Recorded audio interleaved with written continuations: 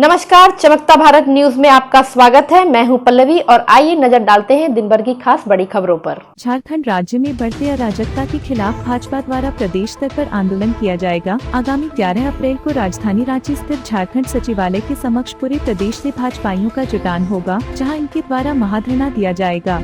इसकी तैयारियों की समीक्षा हेतु गुरुवार शाम को भाजपा के प्रदेश अध्यक्ष दीपक प्रकाश जमशेदपुर पहुंचे, जहां उन्होंने परिसदन में जिला भाजपा के साथ एक बैठक की। बैठक में जिला भर से भाजपा के नेतागण व पदाधिकारी शामिल हुए। बातचीत के क्रम में प्रदेश अध्यक्ष दीपक प्रकाश ने कहा कि राज्य में अपराध चरम सीमा पर है, महिलाओं पर अत्याचार चरम सीमा पर है, भ्रष्टाचार और लूट में राज्य की सरकार डूबी हुई है और पूरे राज्य में अराजकता की स्थिति बनी हुई है और अब जनता इससे मुक्ति चाहती है। इसको देखते हुए भाजपा आगामी 11 अप्रैल को झारखंड सचिवालय के समक्ष प्रदर्शन कर महाधरना देगी, जिसमें पूरे प्रदेश से सैकड़ों की संख्या में भाजपा कार्यकर्ता शामिल होंगे।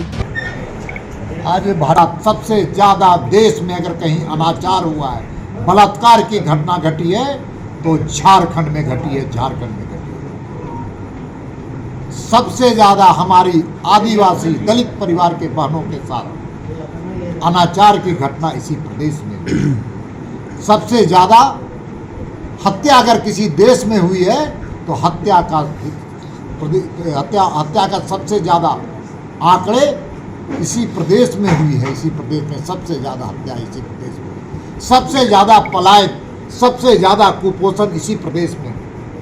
और साथ साथ पिछड़े समाज को जिस प्रकार से यहाँ चुनाव में पिछड़े समाज के हक और हुकूक को छीनने का काम की है सरकार। बिना आरक्षण के पंचायतों के चुनाव कराए गए और अब तो नगर निगम की चुनाव की भी घोषणा इस राज्य को करानी चाहिए थी, पिछड़े समाज को आरक्षण देकर। लेकिन राज्य की सरकार की मनसा ठीक नहीं है पिछड़े समाज के साथ न्याय देने की। इसलिए कुल मिलाकर के हम सब लोग पूरे इस राज्य के अराजकता स्थिति पैदा हो गई है।